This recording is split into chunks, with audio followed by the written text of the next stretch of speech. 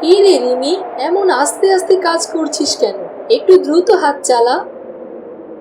আমার হাত দুটো তো এখনো অনেক ছোট মা। এত ছোট হাত দিয়ে আর কত জোরে কাজ করব বলো তো? সে না হয় বুঝলাম, কিন্তু তোর মুখটাও তো অনেক ছোট। তাহলে ছোট মুখে এত পাকা পাকা কথা বলিস কি করে শুনি? তুমি যে কি বলো না মা, কথা তো মুখ দিয়েই বলতে হয়। কথা বলতে তো আর কষ্ট হয় না, আর গায়ে বলও লাগে না। পাকা মেয়ে একটা, মুখ না চালিয়ে হাত চালা, কাজে দেবে।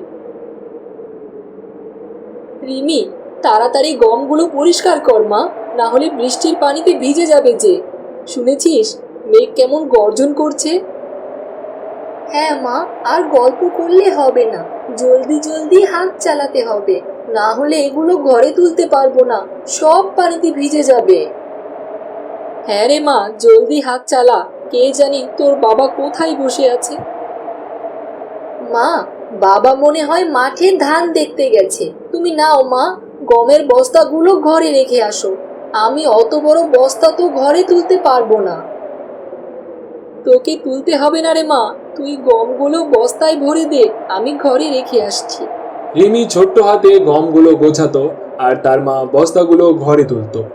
আকাশে বিদ্যুতের ঝলকানি দেখা দিতেই তারা গম নিয়ে তাড়াতাড়ি ঘরের ভিতর ঢুকে পড়ল।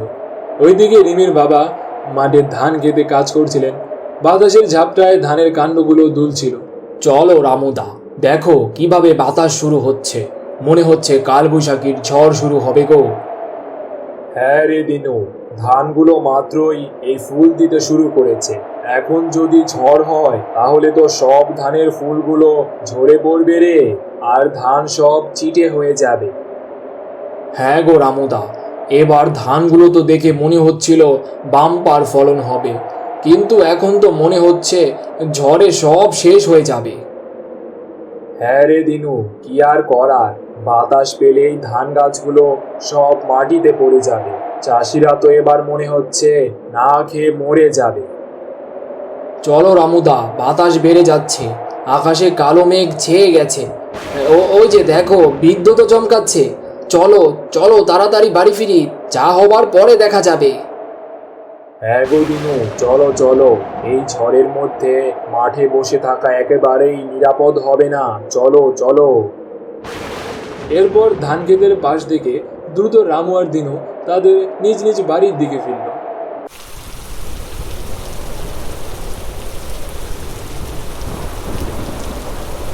আয়েশা, ও আয়েশা।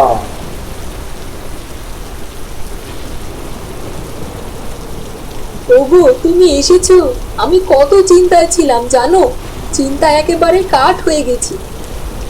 এতে এত ভয় পাওয়ার কি আছে, আমি তো আর ছোট মানুষ নই। ও মা, ভয় পাবো না? আকাশে কেমন বিদ্যুৎ চমকাচ্ছে দেখো, ঝড় বৃষ্টি হচ্ছে, আর এমন সময় তুমি বাইরে, তাই ভয় করবো না? হ্যাঁ গো, বুঝেছি বুঝেছি। তা গমগুলো কি সব ঘরের মধ্যে এনেছো? গমের গায়ে আবার কোনো বৃষ্টির পানি লাগেনি তো? হ্যাঁ, আমি আজই সব পরিষ্কার করে ঘরে তুলেছি, কিন্তু ঘরে তুললে কি হবে বলো? ঘরের যে অবস্থা, জায়গায় জায়গায় ফুটো, বিভিন্ন জায়গা থেকেই পানি গড়িয়ে পড়ছে। হ্যাঁ গো আয়েশা, তুমি ঠিকই বলেছ। কি করব বলো, এত কষ্ট করেও দুবেলা দুমুঠো ভাত ভালোভাবে খেতে পারি না, সেখানে আর চাল সরাই করব কিভাবে? বাবা, তুমি এসেছো? জানো বাবা, আমার না খুব ভয় করছে। কেন রে মা, তোর ভয় করছে কেন? দেখো না বাবা, বাইরে কেমন জোরে জোরে ঝড় হচ্ছে। যদি আমাদের এই ঘরটা ভেঙে পড়ে, তাহলে আমাদের কি হবে? হ্যাঁ রে মা, ঠিকই বলেছিস। ঘরটার যে অবস্থা, ভেবেছিলাম এবার ধান বিক্রি করে ঘরটা ঠিক করব, কিন্তু এই ঝড়ের পর ধান থাকবে কিনা কে জানে। রিনি মা, মা আমার, তুই আমার কাছে এসে বস, অত ভয় পেতে হবে না, আমি আর তোর বাবা তো তোর সাথেই আছি। দেখো না মা, বাইরে কি জোরে ঝড় করছে। ঝড়ে যদি ঘর উড়িয়ে নিয়ে যায়, তাহলে তো তোমরাও কিছু করতে পারবে না। আরে ঠিকই বলেছিস, ঝড়ের আগে যদি ঘরটা ঠিক করতে পারতাম তাহলে আজ এত চিন্তা করতে হতো না রে। থাক, অত মন খারাপ করো না তুমি। তুমি কি করবে বলো তো? তুমি তো আর ইচ্ছে করে ঘর না ঠিক করে রাখোনি। টাকা নেই তাই ঘরটা সারাতে পারছো না। থাক বাবা, অত চিন্তা করো না। আমি আর ভয় পাবো না বাবা। সৃষ্টিকর্তা আমাদের কপালে যা লিখে রেখেছে তাই হবে। ওরে বাবা রে বাবা, পাকা বুড়িটার কথা শোনো। মেয়েটা আমার সান্ত্বনা দেওয়া শিখে গেছে। তুমুল বেগের ঝড়ের সাথে বৃষ্টিও পড়তে শুরু করল। এরপর ঝড় ততক্ষণেই তীব্র হয়ে উঠেছে। গাছের ডালপালা ভেঙে পড়েছে, ধানের শীষ সব মাটিতে লুটিয়ে পড়েছে, উঠানে বৃষ্টির পানি ঢুকেছে। বাবা দেখো, বাইরে কেমন গাছের ডালপালাগুলো ভেঙে পড়ছে। গাছের আমগুলো সব আছর খেয়ে মাটিতে পড়ছে বাবা। না জানি মাঠের ধানগুলোর কি অবস্থা। ধানগুলো তো মনে হচ্ছে সব মাটিতে নুয়ে পড়েছে। বাবা, এত জোরে কিসের শব্দ হলো?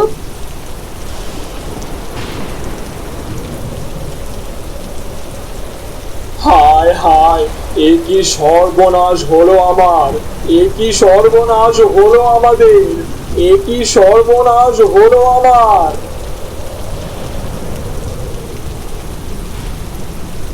ও বাবা, অমন করে কাঁদছো কেন? কি হলো বাবা? ওগো, আমাদের আম গাছটা ভেঙে রান্নাঘরের উপর পড়েছে।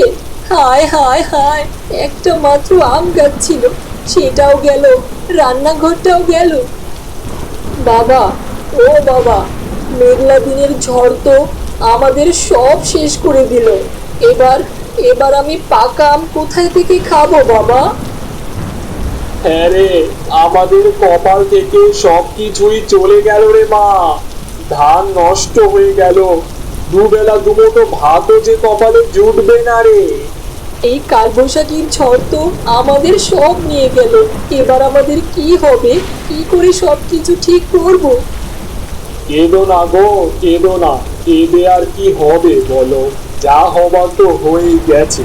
সৃষ্টিকর্তার কাছে বলো আমাদের এই ঘরটা যেন না ভেঙে যায়, তাহলে যে মাথা গোঁজার ঠাঁইটুকু চলে যাবে আমাদের। ওগো, সৃষ্টিকর্তার উপর ভরসা রাখো। দেখো, উনি আমাদের সর্বহারা করবেন না। এইভাবে সারা রাত বৃষ্টি হলো। পরদিন ভোরের আলো ফুটলে ঝড় বৃষ্টি কমতে শুরু করলো। চারদিকে যেন ধ্বংসযজ্ঞ হয়ে গেছে। গাছপালা ভেঙে পড়েছে, কোনো কোনো গাছ গোড়া থেকে উপরে উঠে আছে। আয়শা, ঝড় বৃষ্টি থেমে গেছে, আমি মাঠের দিকে যাচ্ছি। তোমরা পারলে উঠানটাকে পরিষ্কার করতে থাকো। ওগো, সাবধানে যেও। চারদিকে পানি জমে গেছে, দেখে শুনে যেও কেমন। হ্যাঁ, তা তো যাবো। হায় হায় রে হায়, এ আমার কি সর্বনাশ হলো! সারা জমির ধানগুলো তো পানির নিচে। এ কি সর্বনাশ হলো! কেঁদো না গো রামুদা, কেঁদো না। দেখো, সারা মাটি তো পানির নিচে তলিয়ে আছে। কেঁদো না তুমি। দিনু, এই ধানই ছিল আমার শেষ ভরসা।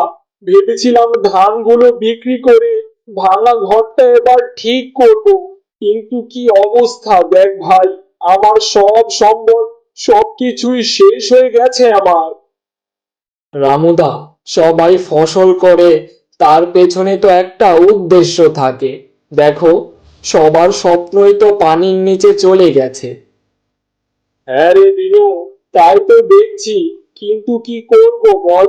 আমি তো নিজেকে সামলাতে পারছি না।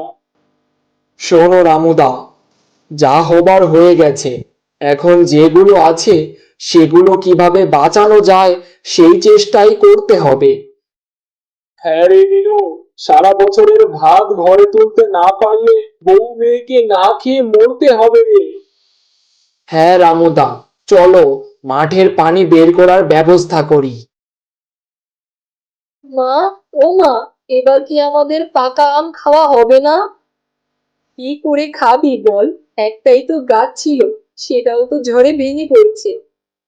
এই সর্বনাশা কালবৈশাখী ঝড় তো আমাদের থেকে সব কিছু কেড়ে নিল মা। অমন করে বলিস না মা। সৃষ্টিকর্তা যা করে ভালোর জন্যই তো করে রে। চল তাড়াতাড়ি ডালপালাগুলো কেটে পরিষ্কার করি, কাল থেকে তো সবাই না খাওয়া, কটা ভাত রান্না করতে যেতে হবে। হ্যাঁ মা, চলো, আমারও খুব খিদে পেয়েছে। এরপর রামু মাঠ থেকে বাড়ি ফিরে এলো। কি গো, ধানের কি অবস্থা? আছে পানির নিচে, আর কি অবস্থা হবে? ওগো, সব ধান কি নষ্ট হয়ে যাবে? জানি না গো, পানি যদি তাড়াতাড়ি নেমে যায় তাহলে হয়তো কিছু ধান পাওয়া যাবে, আর পানি যদি না নামে তাহলে সব ধান পচে যাবে, কিছুই আনতে পারবো না। হায় সৃষ্টিকর্তা, রক্ষা করো আমাদের। এরপর দেখতে দেখতে কয়দিন পার হলো, ধীরে ধীরে মাঠের পানিও নেমে এলো, ধান গাছগুলো দৃশ্যমান হলো, যা যে সেইগুলো কৃষকেরা বাড়ি নিতে ব্যস্ত। আয়েশা, চলো ধানগুলো কেটে কুটে ঘরে নিয়ে আসি, যা ধান পাওয়া যাবে তাতে তো কিছুদিন চলবে, তাই না? হ্যাঁ চলো গো। ওগো দেখো, কত ঝড় বৃষ্টি কাদা পানির মধ্যেও সৃষ্টিকর্তা আমাদের খাবার ধান ঠিকই আমাদের ঘরে তুলে দিয়েছে। হ্যাঁ গো, আমরা শুধু শুধুই হায় হায় করি, কিন্তু সৃষ্টিকর্তা ঠিকই আমাদের চিন্তা করে রাখেন গো। হ্যাঁ গো, আবার জমিটা চাষের জন্য তৈরি করতে হবে। বাবা, ফসলের এত ক্ষতি হলো, তারপরেও তুমি আবার ফসল লাগাবে? বাবা, তোমার কষ্ট হয় না? হ্যাঁ রে মা, জীবনে কত উত্থান পতন আসবে, তার মধ্যে আমাদের থেকে থাকা যাবে না রে। সৃষ্টিকর্তার ওপর ভরসা রেখে এগিয়ে যেতে হবে। হ্যাঁ বাবা, আমি বুঝতে পেরেছি।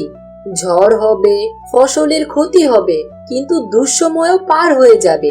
জীবনেও ঝড় আসে বাবা, কষ্টও আসে, কিন্তু বাবা মা প্রতিবেশী বন্ধুরা সবাই একসাথে থাকলে সবকিছুই সহজ হয়। হ্যাঁ রে পাকা বুড়ি, তুই তো সবই বুঝিস। শত কষ্টের পরেও কৃষকেরা সৃষ্টিকর্তার উপর ভরসা রেখে চোখে নতুন স্বপ্ন নিয়ে আবার নতুন করে ফসল বুনে।